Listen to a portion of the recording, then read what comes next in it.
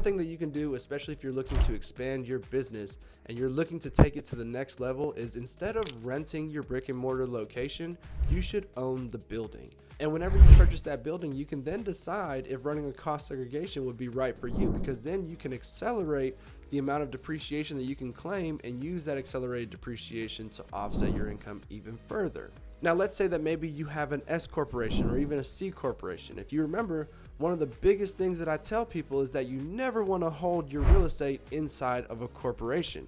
So what do you do now? Well, what you could do is you could hold that building inside of a separate LLC that is set up as either a sole proprietorship or maybe a simple partnership, maybe you and your spouse or something like that. You do not want that separate LLC to be treated as a corporation. This is just going to be a simple sole proprietorship or partnership, and what's going to essentially happen is that this LLC owns the building. Then you as the taxpayer can make a grouping election to group your real estate property with your business and treat it all as one activity.